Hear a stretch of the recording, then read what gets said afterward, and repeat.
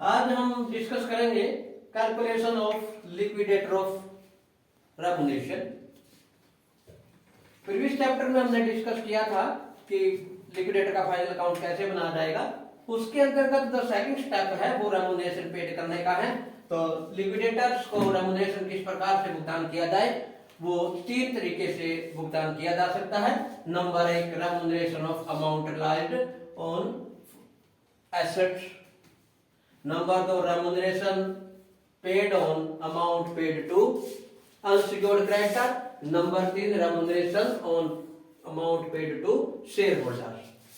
तीनों तरीके में अलग अलग फार्मूला जो है वो लागू होगा। सबसे पहले हमारे पास जो है remuneration on amount lies from sundry assets. Amount lies from sundry assets का जितना भी रुपया होगा इनटू में percentage of commission divide by 100, ये इसका फार्मूला रहेगा।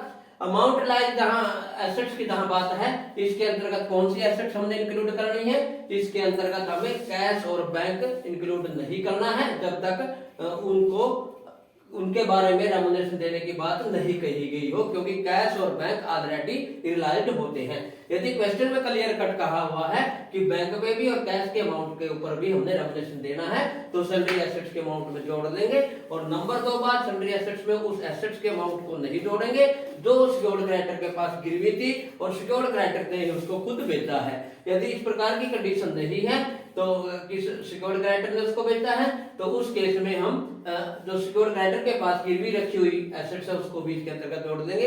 यदि क्वेश्चन में कहा हुआ है कि वो अमाउंट भी लिक्विडेटर ने, निस्तारक ने खुद रिलाइज किया है। परसेंटेज ऑफ क्वेश्चन में दिया मिलेगा 100 फार्मूले का है।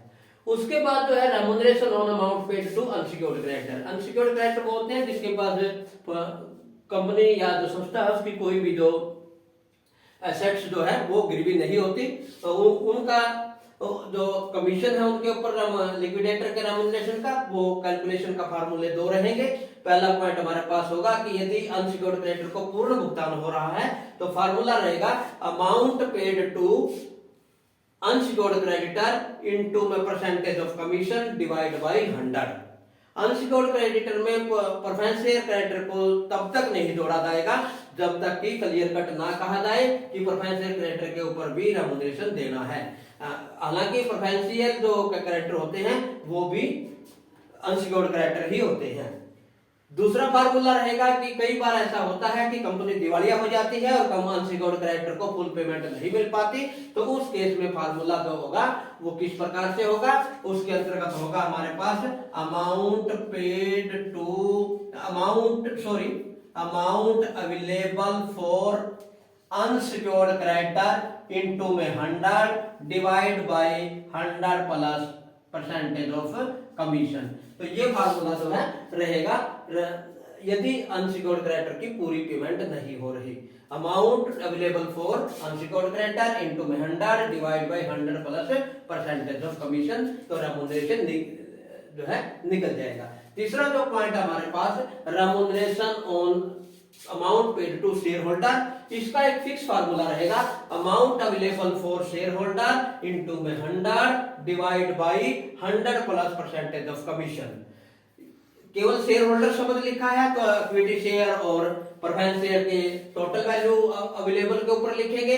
यदि इक्विटी शेयर का रेमुनरेशन लिखा है तो प्रेफरेंस शेयर की पेमेंट देने के बाद जो अमाउंट बचेगा amount paid to equity share holder amount available on equity share holder into 100 divide by 100 plus percentage of commission. तो ये रेमुनरेशन कैलकुलेशन की जो है मेथड्स रहेंगे as per question condition. Thank you.